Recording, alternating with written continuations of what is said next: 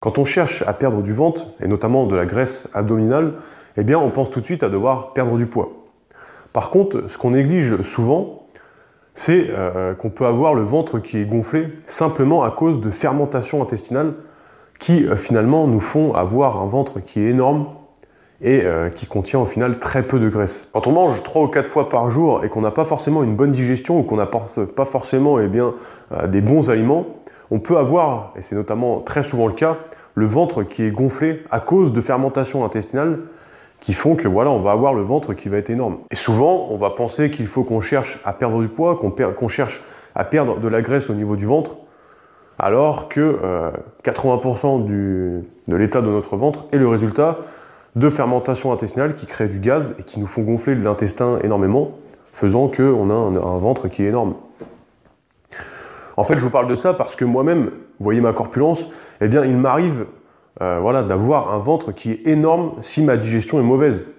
Je me suis déjà moi-même étonné en me voyant dans la glace parce que j'avais une mauvaise digestion, j'avais mangé des mauvais aliments, ça fermentait et ça m'avait créé un ventre qui était énorme.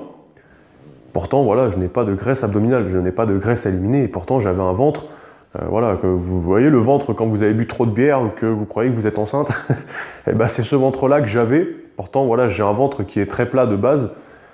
Et je vous parle de ça parce que peut-être que vous également, c'est votre cas.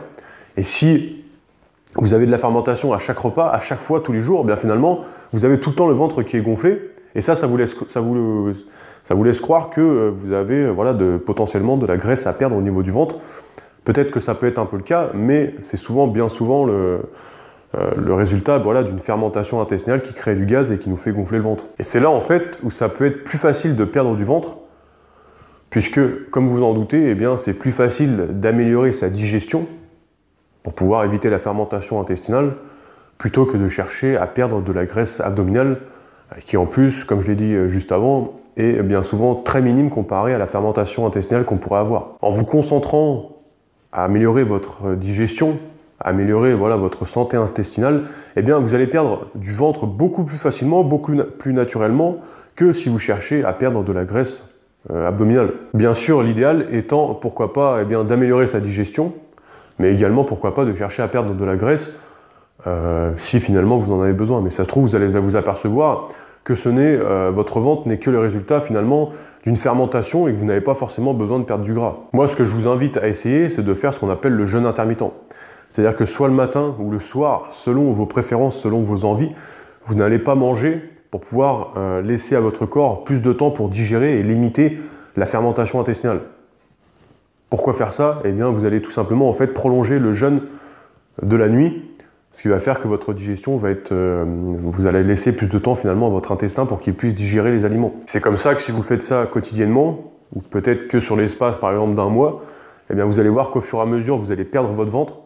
Et déjà d'une part, ça va améliorer votre digestion, vous aurez moins de fermentation intestinale, vous aurez donc moins le ventre gonflé, mais en plus ça va vous aider à perdre potentiellement de la graisse abdominale que vous pourrez avoir. Et après ça sera à vous d'adapter si vous continuez ou si vous arrêtez, suivant les résultats que vous allez obtenir. Et je peux vous assurer que c'est incroyable comment notre ventre peut gonfler rien que par une mauvaise digestion. Je vous assure que moi, vous auriez vu mon ventre à l'état normal et à l'état gonflé, moi-même j'ai été étonné. Quand je me suis vu dans la glace, j'ai été scotché, je me suis dit c'est pas possible. Ça me faisait un ventre énorme. C'est pour ça que peut-être, et c'est même certainement ça, vous, c'est la même chose aussi. Ensuite, ce que je vous invite à consommer, c'est ce qu'on appelle du psyllium. Alors cette plante, je la recommande à chaque fois pour l'intestin parce que pour moi, c'est la plante miracle pour l'intestin. Je vous mettrai un lien dans la description pour pouvoir en commander. C'est une plante qui régule le transit intestinal et qui va vous permettre de mieux digérer. Pour la consommer, c'est très simple. Vous en mettez un petit peu, de toute façon, vous allez retrouver sur le lien plus de détails en bas de la page. Mais sinon, vous mettez un petit peu de psyllium dans de l'eau. Vous mélangez, vous laissez 2-3 minutes, histoire que ça se mélange bien. Vous buvez le verre, et après vous reprenez un bon verre d'eau derrière pour bien faire descendre le psyllium dans votre intestin au maximum. Le psyllium, en fait, il contient des bonnes fibres qui sont essentielles pour pouvoir bien digérer. Il contient également donc ce qu'on appelle des prébiotiques qui vont venir nourrir les bonnes bactéries dans votre intestin pour pouvoir, encore une fois, mieux digérer. Le psyllium, qu'on ait des problèmes de l'intestin ou pas, on peut en consommer tous les jours. Moi, il m'arrive régulièrement d'en consommer. alors que finalement, aujourd'hui, eh bien, je n'ai plus forcément de problème à l'intestin. Ensuite, bien sûr, quand on parle d'intestin, de digestion, de fermentation intestinale, on parle de ce qu'on consomme au quotidien, de notre alimentation. Notre intestin est le reflet de notre alimentation. Ce que je vous invite à bien faire attention, et moi-même j'ai du mal là-dessus, c'est au fait de bien mâcher et de manger lentement. Alors je sais que ça peut être difficile puisque moi-même j'ai du mal à le faire, mais la digestion elle commence dans la bouche.